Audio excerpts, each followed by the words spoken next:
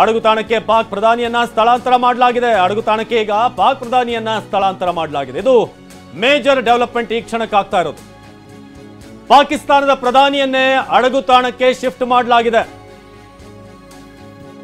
ಇನ್ನು ಉಳಿದಿರುವಂತಹ ಸಚಿವರುಗಳೆಲ್ಲ ಎಲ್ಲದರೂ ಗೊತ್ತಿಲ್ಲ ಸದ್ಯಕ್ಕೆ. ಅಣುಬಾಂಬ್ ನಮ್ಮ ಹತ್ರ ಅಷ್ಟಿದೆ, ನಾವು ರೆಡಿ ಇದ್ದೀವಿ, ನೀರು ನಿಲ್ಸಿದ್ರೆ ಬಾಂಬ್ ಹಾಕ್ತೀವಿ ಅಂತ ಇದ್ದಂಥವ್ರಂತೂ ಸದ್ಯಕ್ಕೆ ಕಾಣೆ ಆಗಿರ್ತಾರೆ. ಅಲ್ಲ, ಮೊದಲೇ ಹೇಳಿದ್ರಲ್ಲ ಅವಿನಾಶ್, ಯುದ್ಧ ಆದ್ರೆ ದಾಳಿ ಆದ್ರೆ ನಾವು ಲಂಡನ್ಗೆ ಹೋಗ್ತೀವಿ ಅಂತಂದವರು ಇದ್ದಾರೆ. ಹೌದು, ಬಹುತೇಕ ಕೆಲವರು ಫ್ಲೈಟ್ ಹತ್ತಿರಬಹುದು ಅಂತ ಅನ್ಸುತ್ತೆ. ಈಗ ಯಾರೊಬ್ಬ MP ಅಲ್ಲಿ ಹೇಳ್ತಿದ್ದಂಥದ್ದು ಆಗ್ತಾ ಇತ್ತು ಕೇಳಿದಾಗ, ಏನಾಗುತ್ತೆ ಜಂಗ್ ಹುವಾ ತೋ ಕ್ಯಾ ಕರೋಗೆ ಅಂತ ಅಂದ್ರೆ ಇಂಗ್ಲೆಂಡ್ ಜಾವುಂಗ ಅಂತ ಹೇಳ್ತಾ ಇತ್ತು. ಅಡಗುತಾಣಕ್ಕೆ ಈಗ ಪಾಕ್ ಪ್ರಧಾನಿಯನ್ನ ಸ್ಥಳಾಂತರ ಮಾಡಲಾಗಿದೆ. ಪಾಕ್ ಪ್ರಧಾನಿ ಶಹಬಾಜ್ ಶರೀಫ್ ಈಗ ಶಿಫ್ಟ್ ಆಗಿದ್ದಾರೆ. ಇಸ್ಲಾಮಾಬಾದ್ ಮೇಲೆ ಭಾರತದ ದಾಳಿ ಹಿನ್ನೆಲೆ ಈಗ ಸ್ವತಃ ಪಾಕಿಸ್ತಾನದ ಪ್ರಧಾನಿಯನ್ನ ಸ್ಥಳಾಂತರ ಮಾಡಲಾಗಿದೆ, ಅಡಗುತಾಣಕ್ಕೆ ಕಳಿಸಲಾಗಿದೆ. ಪಾಕ್ ಪ್ರಧಾನಿ ಶಹಬಾಜ್ ಶರೀಫ್ ಈಗ ಶಿಫ್ಟ್ ಆಗಿದ್ದಾರೆ. ಇಸ್ಲಾಮಾಬಾದ್, ಕರಾಚಿ, ರಾವಲ್ಪಿಂಡಿ, ಲಾಹೋರ್, ಪೇಶಾವರ್ ಒಂದಾದ ಮೇಲೆ ಒಂದು ಪಾಕಿಸ್ತಾನದ ನಗರಗಳ ಮೇಲೆ ಈಗ ಭಾರತದ ದಾಳಿ ಆಗ್ತಿದೆ. ಪಾಕ್ ಪ್ರಧಾನಿ ನಿವಾಸದ 20 ಕಿಲೋಮೀಟರ್ ದೂರದಲ್ಲಿ ದಾಳಿ ಆಗಿದೆ. ಭಾರತದ ದಾಳಿಗೆ ಈಗ ಪಾಕಿಸ್ತಾನ ಬೆದರಿ ಇದೀಗ ಪಾಕಿಸ್ತಾನದ ಪ್ರಧಾನಿ ಗೌಪ್ಯ ಸ್ಥಳಕ್ಕೆ ಸ್ಥಳಾಂತರಗೊಂಡಿದ್ದಾರೆ. ಪಠಾಣ್ಕೋಟ್ ಸೆಕ್ಟರ್ನಲ್ಲಿ ಫೈಟರ್ ಜೆಟ್ ಧ್ವಂಸ. ಪಾಕಿಸ್ತಾನದ ಮತ್ತೊಂದು ಫೈಟರ್ ಜೆಟ್ ಅನ್ನ ಧ್ವಂಸಗೊಳಿಸಲಾಗಿದೆ. ಒಂದೊಂದು ದಾಳಿಯೂ ಕೂಡ ಪಾಕಿಸ್ತಾನಕ್ಕೆ ಬಹಳ ದೊಡ್ಡ ಹೊಡೆತ ಕೊಡ್ತಾ ಇದೆ. ಹಾಗಾಗಿಯೇ ಗೌಪ್ಯ ಸ್ಥಳಕ್ಕೆ ಪಾಕಿಸ್ತಾನದ ಪ್ರಧಾನಿಗೆ ಸ್ಥಳಾಂತರ ಆಗಿದ್ದಾರೆ. ಭಾರತದ ದಾಳಿಗೆ ಬೆದರಿ ಹೋಗಿದೆ ಪಾಕಿಸ್ತಾನ. ಈ ಸಂದರ್ಭದಲ್ಲಿ ದೇಶವನ್ನ ಮುನ್ನಡೆಸಿ ದೇಶದ ಜನರಿಗೆ ಒಂದು ಭದ್ರತೆಯನ್ನ ಹೇಳಬೇಕಾಗಿತ್ತು, ಅಭಯವನ್ನ ನೀಡಬೇಕಾಗಿತ್ತು. ಆದ್ರೆ ಆ ಪಾಕಿಸ್ತಾನದ ಪ್ರಧಾನಿ ಅವರೇ ಗೌಪ್ಯವಾಗಿ ಸ್ಥಳಾಂತರ ಆಗ್ತಿದ್ದಾರೆ.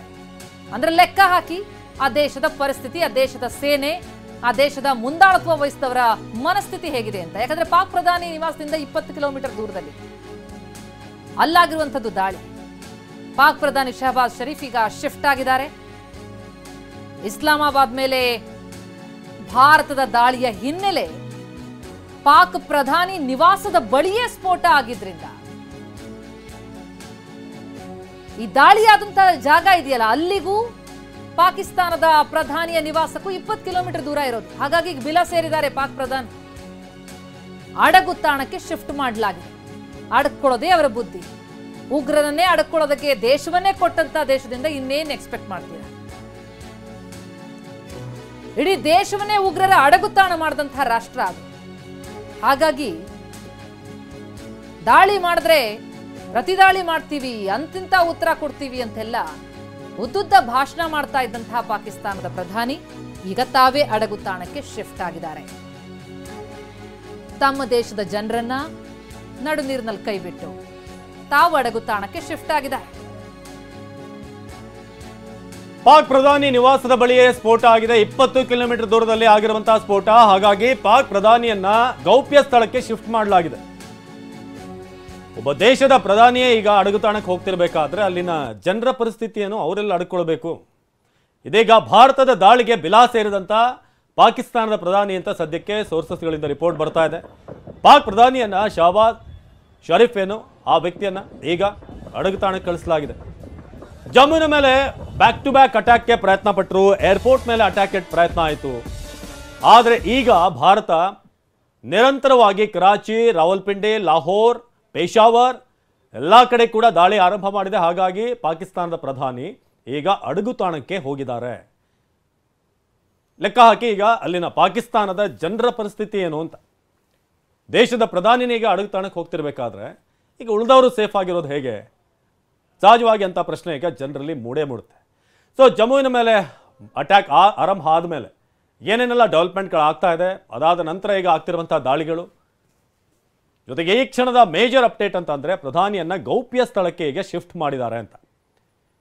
ಸೊ ಭಾರತ ಪಾಕಿಸ್ತಾನ ಗಡಿಯಲ್ಲಿ ಆರಂಭ ಆದಂಥ ಎಸ್ಕಲೇಷನ್ ಏನಿದೆ ಅಲ್ಲಿಂದ ಈಗ ಮುಂದುವರಿತಾ ಈಗ ನಾವೀಗ ದೃಶ್ಯದಲ್ಲಿ ಆಗಿಂದ ನೋಡ್ತಾ ಇದ್ವಿ. ಈಗ ನಮ್ಮ ಪ್ರತಿನಿಧಿ ಪ್ರಮೋದ್ ನೇರ ಸಂಪರ್ಕದಲ್ಲಿ ಜಾಯ್ನ್ ಆಗಿದ್ದಾರೆ ನ್ಯೂಸ್ ಡೆಸ್ಕ್ನಿಂದ. ಪ್ರಮೋದ್, ಈ ಕ್ಷಣಕ್ಕೆ ಏನೇನು ಆಗ್ತಾ ಇದೆ? ಯಾಕಂದ್ರೆ ಪ್ರಮುಖ ನಗರಗಳನ್ನು ನಾವು ಟಾರ್ಗೆಟ್ ಮಾಡಿದ್ದೀವಿ. ಬಹಳ ಮುಖ್ಯವಾಗಿ ಈಗ ಪ್ರಧಾನಿಯನ್ನೇ ಗೌಪ್ಯ ಸ್ಥಳಕ್ಕೆ ಕಳಿಸಲಾಗಿದೆ ಅಂತ. ಈ ಕ್ಷಣದ ಅಪ್ಡೇಟ್ ಏನಿದೆ ಪ್ರಮೋದ್?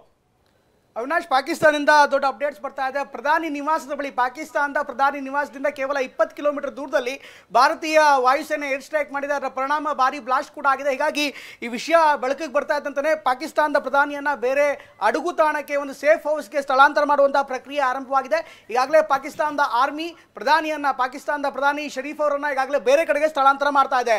ಭಾರತ ತುಂಬಾ ಟ್ಯಾಕ್ಟಿಕಲ್ ಆಗಿ, ತುಂಬಾ ಸ್ಟ್ರಾಟಜಿಕ್ ಆಗಿ ಪಾಕಿಸ್ತಾನದ ಬೇರೆ ಬೇರೆ ನಗರಗಳ ಮೇಲೆ, ಜೊತೆಗೆ ಮಿಲಿಟರಿ ಎಸ್ಟಾಬ್ಲಿಷ್ಮೆಂಟ್ಸ್ಗಳ ಮೇಲೆ, ಜೊತೆಗೆ ಬಂದರುಗಳ ಮೇಲೂ ಕೂಡ ದಾಳಿ ಮಾಡ್ತಾ ಇದೆ ಅನ್ನುವಂಥ ಮಾಹಿತಿ ಲಭ್ಯವಾಗ್ತಾ ಇದೆ. ಈಗಾಗಲೇ ಪಾಕಿಸ್ತಾನದ ರಾಜಧಾನಿ ಇಸ್ಲಾಮಾಬಾದನ್ನು ಗುರಿಯಾಗಿಸಿ ನಿರಂತರವಾಗಿ ದಾಳಿ ಸಂಭವಿಸಿದೆ. ಅದರಲ್ಲೂ ಪ್ರಧಾನಿಯ ಮನೆ ಬಾಗಿಲು ತನಕ ಭಾರತೀಯ ವಾಯುಪಡೆ ತಲುಪಿದೆ. ಈ ನಿಟ್ಟಿನಲ್ಲಿ ಆತಂಕಕ್ಕೆ ಒಳಗಾಗಿರುವಂತಹ ಪ್ರಧಾನಿ ಶಹಬಾಜ್ ಶರೀಫ್ ಅವರನ್ನ ಬೇರೆಡೆಗೆ ಸ್ಥಳಾಂತರ ಮಾಡಲಾಗ್ತಾ ಇರುವಂತಹ ಮಾಹಿತಿ ಲಭ್ಯವಾಗ್ತಾ ಇದೆ. ವೆರಿ ಇಂಪಾರ್ಟೆಂಟ್ಲಿ, ಈಗಾಗಲೇ ಇಸ್ಲಾಮಾಬಾದ್ ಬಗ್ಗೆ ಅಷ್ಟೊಂದು ಕನ್ಫರ್ಮ್ ಇರಲಿಲ್ಲ ಆರಂಭದಲ್ಲಿ ದಾಳಿ ಆಗತ್ತೆ ಅನ್ನೋದ್ರ ಬಗ್ಗೆ. ಆದರೆ ಯಾವಾಗ ದಾಳಿ ತೀವ್ರವಾಯಿತು, ಪ್ರಮುಖವಾಗಿ ಲಾಹೋರ್ ಹಾಗೇನೆ ಸಿಯಾಲ್ಕೋಟ್ ಸೇರಿದಂತೆ ಇಸ್ಲಾಮಾಬಾದ್ ಮೇಲೆ ಏಕಕಾಲದಲ್ಲಿ ದಾಳಿ ಆಯಿತು ಅನ್ನುವಂಥ ಮಾಹಿತಿ ಲಭ್ಯವಾಗ್ತಾ ಇದೆ. ಇಸ್ಲಾಮಾಬಾದ್ನ ಸುಮಾರು 12 ವಿವಿಧ ಪ್ರದೇಶಗಳಲ್ಲಿ ದಾಳಿ ಆಗಿದೆ. 12 ವಿವಿಧ ಪ್ರದೇಶಗಳ ಪೈಕಿ 20 ಕಿಲೋಮೀಟರ್ ಅಂತರದಲ್ಲಿ, ಅಂದ್ರೆ ಪ್ರಧಾನಿ ನಿವಾಸದಿಂದ ಕೇವಲ 20 ಕಿಲೋಮೀಟರ್ ದೂರದಲ್ಲಿ ಒಂದು ವಾಯುದಾಳಿ ಕೂಡ ಸಂಭವಿಸಿದೆ. ಹೀಗಾಗಿ ಈ ದಾಳಿಗೆ ಬೆಚ್ಚಿ ಬಿದ್ದಿರುವಂತಹ ಪಾಕ್ ಪ್ರಧಾನಿ ಮತ್ತು ಪಾಕ್ ಆರ್ಮಿ ಈಗ ಪ್ರಧಾನಿಯವರನ್ನ ಸೇಫ್ ಗಾರ್ಡ್ ಮಾಡುವಂತಹ ನಿಟ್ಟಿನಲ್ಲಿ ಬೇರೆಡೆಗೆ ಸ್ಥಳಾಂತರ ಮಾಡಲಾಗ್ತಾ ಇದೆ. ಈಗಾಗಲೇ ಕಾರ್ಯಾಚರಣೆ ಆರಂಭವಾಗಿದೆ. ಇಸ್ಲಾಮಾಬಾದ್ನ ಬಹುತೇಕ ನಗರದಲ್ಲಿ, ಇಸ್ಲಾಮಾಬಾದ್ನ ಸಂಪೂರ್ಣ ನಗರದಲ್ಲಿ ಬ್ಲ್ಯಾಕ್ಔಟ್ ಆಗಿದೆ.